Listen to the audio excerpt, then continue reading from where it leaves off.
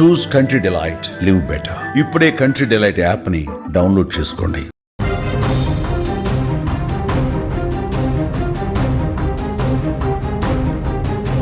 సిడ్నీలో జరిగినటువంటి దాడి పాకిస్తాన్ మూలాలు ఉన్నటువంటి ఉగ్రవాదులే.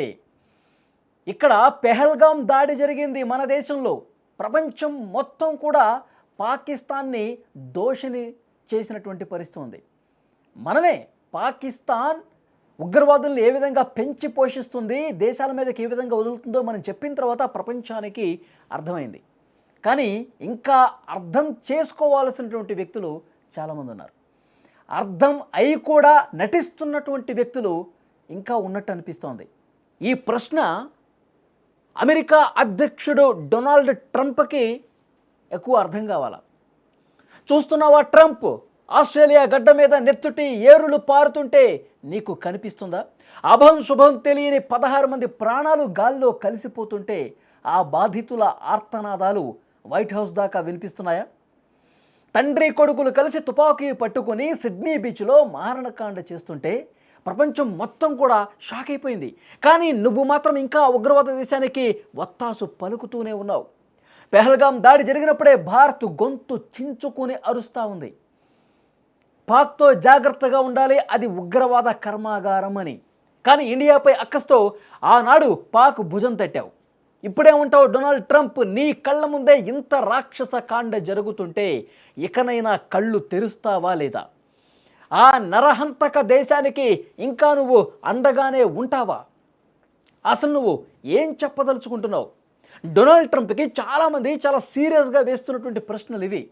మొన్న పెహల్గాంలో జరిగిన దాడితో భారత్ ఏ విధంగా గాయపడింది? భారత స్త్రీలు తమ నుదుటిన సింధూరం కోల్పోయి చాలా కుటుంబాలు రోడ్డున పడ్డ పరిస్థితుంది. ఉగ్రవాదం మన దేశానికి ఎంత పెను విపత్తుగా పరిణమించిందో మనకు అర్థమవుతుంది. పెహల్గాం ఉగ్రదాడి జరిగిన తర్వాత పంటి బిగువున భరించారు భారతీయులందరూ కూడా. పాకిస్తాన్ మీద ఏదో రకంగా మనం ఆ దేశానికి తగిన బుద్ధి చెప్పాల్సిందని చెప్పి ప్రతి ఒక్క భారతీయుడు కూడా రక్తం మరిగిపోయింది. ఆ తర్వాత మనం ఆపరేషన్ సింధూర్ చేసాం, ఉగ్రవాదుల్ని తగిన బుద్ధి చెప్పాం. కానీ వాళ్ళు మారటంలా, అంటే అమెరికా అండ చూసుకుని వీళ్ళు పేట్రేగిపోతున్నారా? అర్థం కాని పరిస్థితి. పెహల్గాం దాడి ఇంకా కళ్ళ ముందు కనిపిస్తూనే ఉంది. ఇప్పుడు సిడ్నీలో సేమ్ అదే విధంగా జరిగిందండి. సిడ్నీలో బాండీ బీచ్లో అక్కడ హనుక్కా పండుగ జరుగుతోంది. యూదులు హనుక్కా పండుగ చాలా గొప్పగా సెలబ్రేట్ చేసుకుంటారు. బీచ్లో చాలా సంతోషంగా తమ కుటుంబ సభ్యులతో కలిసినటువంటి సమయంలో తండ్రి కొడుకులు ఇద్దరు, సాజిద్ అలాగే సాజిద్ కొడుకు, వీళ్ళు తుపాకీలు పట్టుకొని నేరుగా ఆ సెలబ్రేషన్ దగ్గరికి వచ్చి విచక్షణారహితంగా కాల్పులు స్టార్ట్ చేసేశారు. ఇష్టరీతిన కాల్పులు జరిపి 16 మందిని చంపేశారు. ఇంకా చాలామంది గాయాల పాలయ్యారు. ఆసుపత్రిలో చికిత్స పొందుతున్నటువంటి పరిస్థితి ఉంది. 16 మంది ఆన్ ది స్పాట్, ఇంకా 36 మంది ఆసుపత్రుల్లో చావు బతుకుల మధ్య కొట్టుమిట్టాడుతున్నారు. ఈ నరమేధానికి కారణం ఎవరు? దీని వెనుక ఉన్నది పాకిస్తాన్ మూలాలని చెప్పి అక్కడి ఇన్వెస్టిగేషన్ కూడా చెప్తా ఉంది. న్యూ సౌత్ వేల్స్ అక్కడ అధికార బృందం ఇన్వెస్టిగేషన్లో చాలా క్లియర్గా తెలిసింది. ఈ తండ్రి కొడుకులు ఇద్దరు సిడ్నీలో బీచ్లో కాల్పులు జరిపినటువంటి ఈ ఇద్దరు కూడా పాకిస్తాన్ మూలాలు ఉన్నటువంటి వ్యక్తులు. డొనాల్డ్ ట్రంప్ ఇప్పుడేం చెప్తావు? అమెరికా అధ్యక్షుడుగా ఉన్న డొనాల్డ్ ట్రంప్ పాకిస్తాన్కి ఎప్పటికీ సహకారం అందిస్తూ పాకిస్తాన్ని వెనకేసుకొస్తున్నటువంటి డొనాల్డ్ ట్రంప్, ఇది నీకు కనిపించట్లేదా? ఆస్ట్రేలియా నీ మిత్ర దేశం కదా. నీ మిత్ర దేశానికి సంబంధించినటువంటి అక్కడ జరుగుతున్న ఒక పండుగలో పాకిస్తాన్ ఉగ్రవాదులు ఈ విధంగా దాడి చేసి 16 మందిని చంపితే 36 మంది ఆసుపత్రిలో చావు బతుకుల మధ్య ఉంటే పాకిస్తాన్ ఉగ్రవాదులు ఈ పని చేశారని చెప్పి ఇన్వెస్టిగేషన్లో కూడా తేలితే ఇంకా నువ్వు ఎందుకు మాట్లాడలేదు డొనాల్డ్ ట్రంప్? అంటే పాకిస్తాన్ని ఇంకా వెనకేసుకొస్తావా? ఈ ఉగ్రవాదం అనేది భారతదేశం, ఆస్ట్రేలియా, ఇంకా ఎన్నో దేశాలు ప్రజలు బలి కావాల్సిందేనా? ఇంకెప్పుడు స్పందిస్తావు డొనాల్డ్ ట్రంప్ అంటూ సోషల్ మీడియాలో డొనాల్డ్ ట్రంప్ని టార్గెట్ చేస్తూ కామెంట్లు ఇప్పుడు వస్తూ ఉన్నాయి. ఎందుకంటే అమెరికా ఎంత సపోర్ట్ చేస్తుందో పాకిస్తాన్ని మనం చూసాం. ఆపరేషన్ సింధూర్ సమయంలో పాకిస్తాన్ వాళ్ళు మన కాళ్ళబేరానికి వచ్చారు. ఇక ఆపండి మహాప్రభు అని చెప్పి వాళ్ళు మన కాళ్ళబేరానికి వచ్చి మొరపెట్టుకుంటే ఇక చాలు అని చెప్పి వాళ్ళు వేడుకుంటే అప్పుడు మనం ఆపరేషన్ సింధూర్ అనేది కామా పెట్టాం, ఫుల్ స్టాప్ పెట్టలా. ఆపరేషన్ సింధూర్కి కాల్పుల విరమణ ఒప్పందం చేసుకుని దానికి కామ పెట్టి అప్పుడు ఇంకొకసారి ఉగ్రవాదులు ఈ విధంగా ఉసిగొలిపితే ఇంకా తీవ్ర పరిణామాలు ఉంటాయని చెప్పి హెచ్చరించి అప్పుడు ఆ యుద్ధాన్ని మనం ఆపిన పరుస్తుంది. వెంటనే డొనాల్డ్ ట్రంప్ ఏం చేశాడు? పాకిస్తాన్ని వెనకేసుకొచ్చి ఈ యుద్ధాన్ని నేనే ఆపాను, ఈ యుద్ధం భారతదేశం ఆపలేదు, పాకిస్తాన్ ఆపలేదు, నేను వాళ్ళకి సుంకాలు విధిస్తానని చెప్పి భయపెడితే అప్పుడు వాళ్ళు యుద్ధాన్ని ఆపుకున్నారు, ఆ యుద్ధాన్ని నేనే ఆపానని చెప్పి క్రెడిట్ తీసుకున్నాడు. పాకిస్తాన్ని కార్నర్ కాకుండా పాకిస్తాన్ ఇక వెనకేసుకొచ్చి పాకిస్తాన్ని కాపాడే ప్రయత్నం చేశాడు డొనాల్డ్ ట్రంప్. ఆ తర్వాత పరిణామాలు కూడా మీరు చూశారు. ఆర్మీ చీఫ్గా ఉన్నటువంటి ఆసిమ్ మునీర్ని వైట్ హౌస్కు పిలిపించుకుని లంచ్ ఏర్పాటు చేసుకుని, అంటే పాకిస్తాన్లో ఒక ఆర్మీ చీఫ్ని వైట్ హౌస్లో కూర్చోబెట్టుకుని లంచ్ మీటు గతంలో ఏ అమెరికా అధ్యక్షుడు చేయలా. అంటే దీనికి అర్థం ఏంటి? పాకిస్తాన్ నాకు కావాలి. పాకిస్తాన్లో మరి డొనాల్డ్ ట్రంప్ ఫ్యామిలీకి వ్యాపారాలు ఉన్నాయంట, మరి వాటి కోసమా, లేకపోతే భారత్ని ఇబ్బంది పెట్టాలి, భారత్ జుట్టు నా చేతిలో ఉండాలంటే పాకిస్తాన్తో నేను ఫ్రెండ్షిప్ చేయాలని చెప్పి డొనాల్డ్ ట్రంప్ భావిస్తా ఉన్నాడా? ఉగ్రవాదాన్ని పెంచి పోషించేది పాకిస్తానే కాదు, పాకిస్తాన్కి సపోర్ట్ చేస్తున్న అమెరికా కూడా అని చెప్పి మనం భావించాల్సినటువంటి అవసరం ఉంది. ఆస్ట్రేలియాలో కూడా ఇంత దుర్మార్గం చేస్తే పెహల్గాము, సిడ్నీ రెండు ఒకే రకమైనటువంటి దాడులుగా కనిపిస్తూ ఉన్నాయి.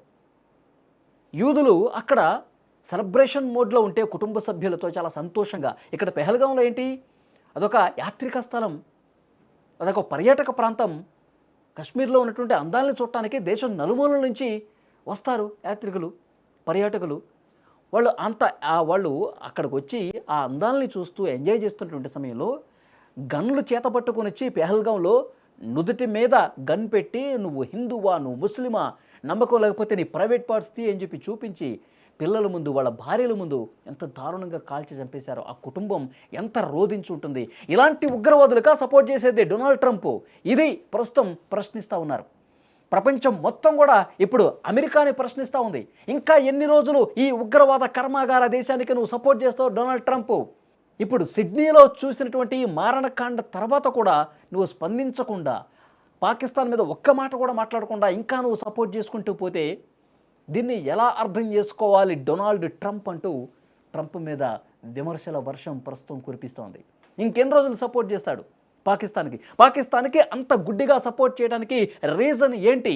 భారత్ని ఇబ్బంది పెట్టడం కోసమా, లేకపోతే పాకిస్తాన్తో లాలుచి ఉండటానికి కారణం ఏంటి అన్నది కూడా ప్రతి ఒక్కరూ ఆలోచన చేయాల్సినటువంటి అవసరం ఉంది. ఇప్పుడు డొనాల్డ్ ట్రంప్ తన మిత్రదేశం ఆస్ట్రేలియా మీద పాకిస్తాన్ ఉగ్రవాదులు దాడి చేస్తే ఇంతవరకు స్పందించలేదండి, ఇంతవరకు దాని గురించి మాట్లాడలేదంటే అది పాకిస్తాన్ కాబట్టే కదా, తన ఫ్రెండ్ కాబట్టే కదా. ఆసిమ్ మునీర్ను పాకిస్తాన్లో ఆయన్ని సిడిఎఫ్ చేశారు, చీఫ్ ఆఫ్ డిఫెన్స్ ఫోర్సెస్, ఆ పోస్ట్ కట్టబెట్టారు ఆసిమ్ మునీర్కి. దీని వెనక కూడా డొనాల్డ్ ట్రంపే ఉన్నాడని చెప్పి పెద్ద ఎత్తున చర్చ ఉంది. ఆయన వైట్ హౌస్లో మాట్లాడుకున్న తర్వాత నువ్వు ఆర్మీ చీఫ్గా రిటైర్ అయిపోయిన తర్వాత నువ్వు ఇంకా రిటైర్ అయిపోయి ఏ బాధ్యతలు లేవు అని చెప్పి అనుకోవద్దు. సిడిఎఫ్ ఈ పోస్ట్ని క్రియేట్ చేసుకుని నువ్వు పెద్ద స్థాయిలో అక్కడ మొత్తం త్రివిధ దళాలకు అధిపతిగా ఉండాలని చెప్పి డొనాల్డ్ ట్రంపే ఆయనకి సపోర్ట్ చేశాడా? అందుకే ఆయనకు ఆ పోస్ట్ వచ్చిందా? ఆయన పోస్ట్ వచ్చిన తర్వాత ఈ ఉగ్రవాద కార్యకలాపాలు చాలామంది ఉగ్రవాదులు కూడా పెచ్చుమీరి మాట్లాడుతూ ఉన్నారు. మీకు గుర్తుండే ఉంటుంది, చాలామంది ఇష్టం వచ్చినట్టుగా మాట్లాడుతున్నారు.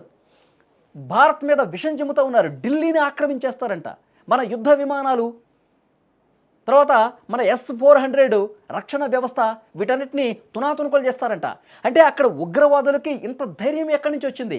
అమెరికాను చూసా, డొనాల్డ్ ట్రంప్ను చూసి ఇంతగా పెట్టిరిగిపోతున్నారా?